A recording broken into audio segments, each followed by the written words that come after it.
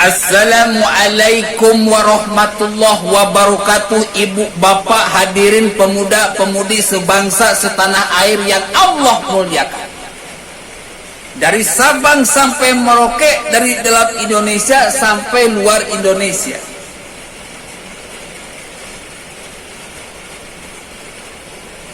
Virus corona ini sudah jadi konsumsi politik, sudah dipolitisir oleh para bajingan yang terkatak, terkitik, terkutuk, terketek, terkotok.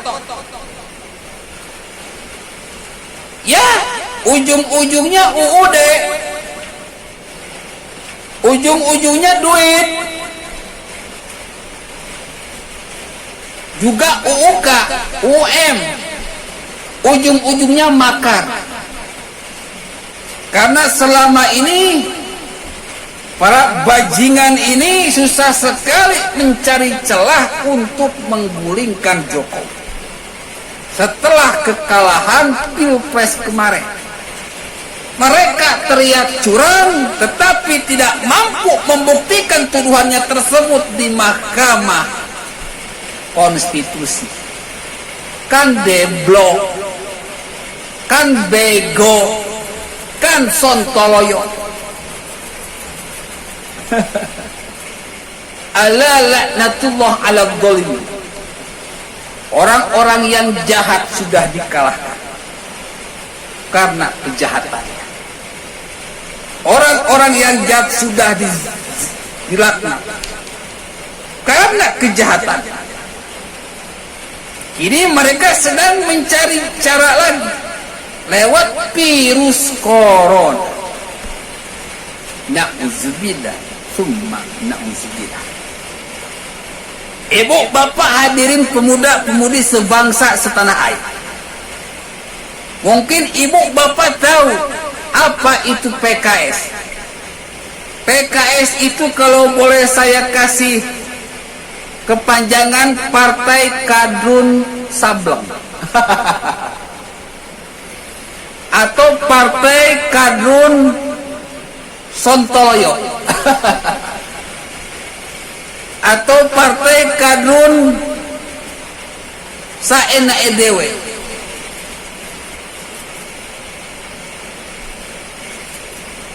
PKS ini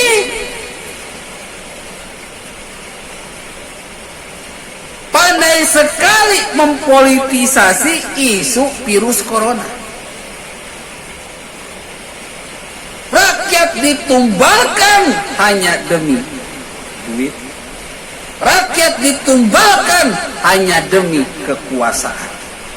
Jadi bohong besar kalau PKS itu bela agama Islam, karena segala tindak tanduknya tidak sesuai dengan ajaran Islam.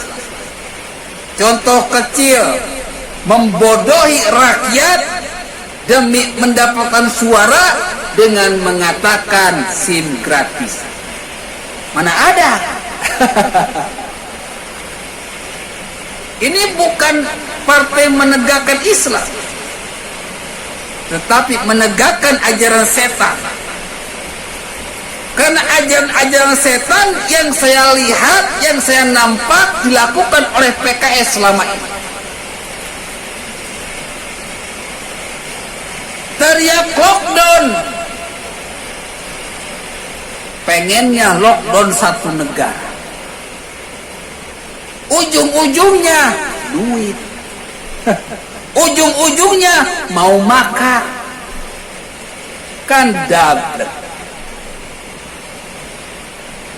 Ketika kondisi negara masih negatif virus corona, PKS sudah berteriak-teriak ingin lockdown satu negara. Ini kan deblok. Lockdown ini gini loh. Jikalau andai kata umpama misalnya ibarat seperti contohnya ada di suatu RT yang terkena, yang terdeteksi menderita terinfeksi virus corona, maka satu RT itulah yang dikarantina wilayah. Maka satu RT itulah yang di lockdown. Semua orang diangkut, tempat-tempatnya ditutup, dibersihkan, disemprot. Yang terjangkit virus corona dipisahkan, yang dalam pengawasan juga dipisahkan. Semuanya diurus oleh negara, pembiayaannya, biaya hidupnya, semuanya. Ini lockdown. Orangnya disembuhkan, wilayahnya dibersihkan. Atau misalkan satu RW gak masalah.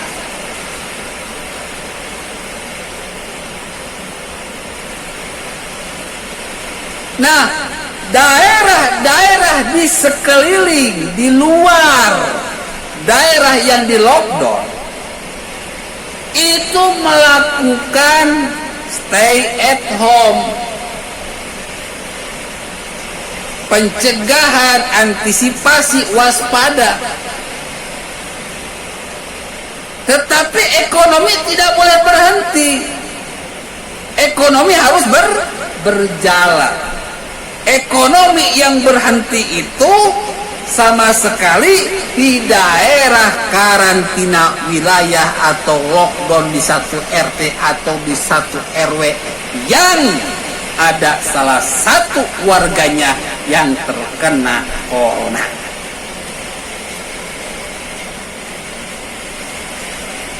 Jadi jelas duduk masalahnya. Orang-orang PKS ini kan yang seolah-olah yang sakitnya mata, yang diperiksa jantung. Ini kan botol, sudah bodoh tolong.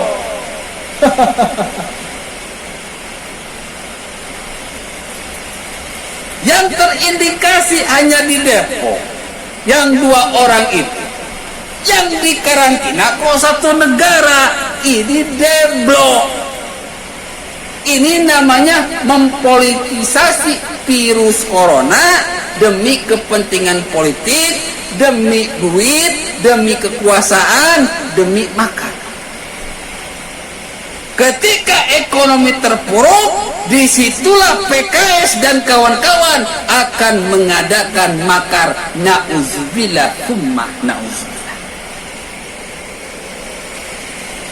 Yang kedua, saya ini sudah berkeliling Indonesia, Jawa, Bali, dan Sumatera. Semenjak saya berkeliling hingga saat ini, tidak ada satu instruksi dari pemerintah yang dijalankan oleh pemerintah daerah. Kehidupan warga biasa-biasa saja, normal-normal saja, ibadah seperti biasa, di masjid berjamaah, Jumatan pun seperti biasa. Padahal saat itu kondisi sudah darurat corona. Pemerintah sudah teriak-teriak stay at home. Tetapi di daerah yang saya kunjungi tidak ada yang stay at home, semuanya berjalan seperti biasa. Saya terheran-heran, saya terkaget-kaget, ada apa ini? Setelah melihat perkembangan politik saat ini, mulai saya menemukan ternyata sudah ada gerakan untuk menghancurkan wibawa pemerintah dari bawah.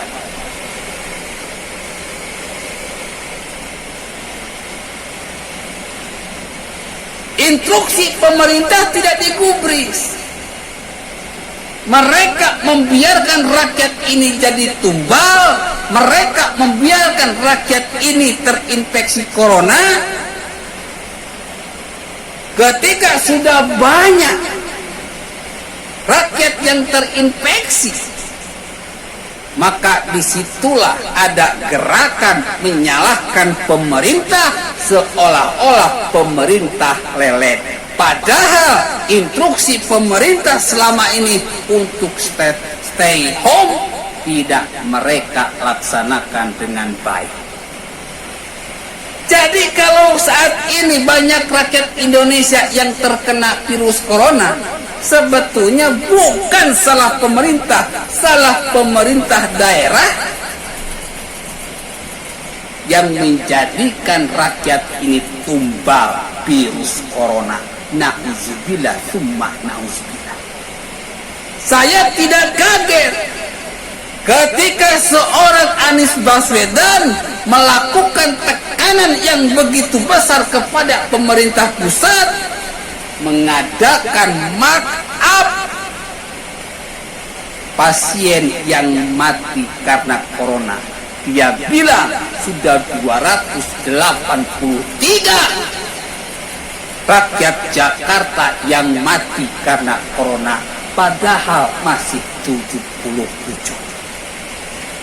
Dan sekarang ada lagi Gubernur Jawa Barat Ridwan Kamil mencoba menghancurkan wibawa pemerintah, di mana dia mengatakan bahwa pasien, orang-orang yang terkena virus corona di lapangan itu berlipat-lipat. Saya berpikir, kenapa Anies Baswedan melakukan tindakan seperti itu? Kenapa Ridwan Kamil melakukan tindakan seperti itu? Ternyata setelah ditarik benang merahnya, Anies Baswedan didukung oleh Nasdem, Ridwan Kamil pun didukung oleh Nasdem. Nasdem pun kini sudah berpijak dua kaki.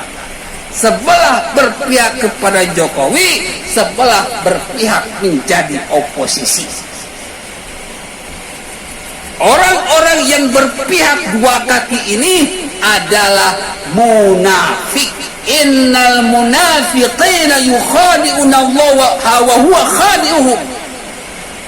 Orang-orang munafik hendak menipu Allah, maka Allah tipu mereka.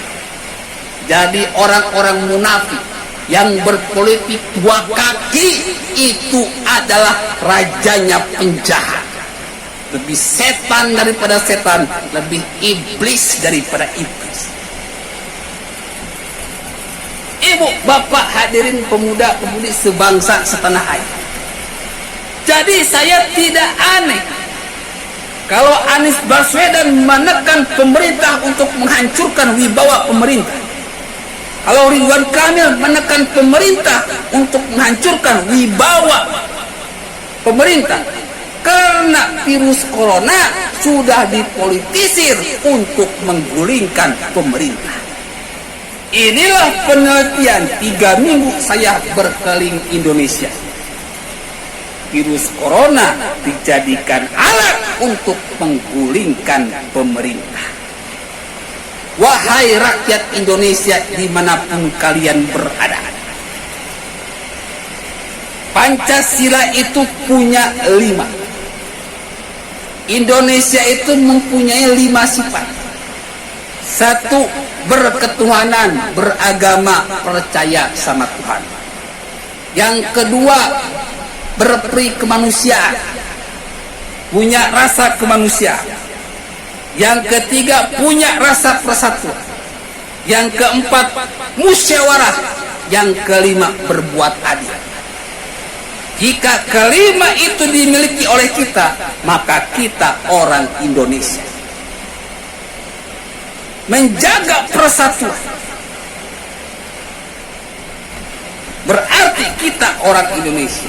Oleh karena itu, marilah kita bersatu sebagai orang Indonesia yang berpancasila, melawan virus corona dan melawan orang-orang yang memang ingin mendapatkan kekuasaan dengan cara-cara yang biadab. Masalah di Indonesia bukan virus corona, tetapi masalah di Indonesia orang-orang yang mempolitisir virus corona untuk menggulingkan kekuasaan Jokowi. Billahil taufiq wal hidayah. Wassalamualaikum warahmatullahi wabarakatuh.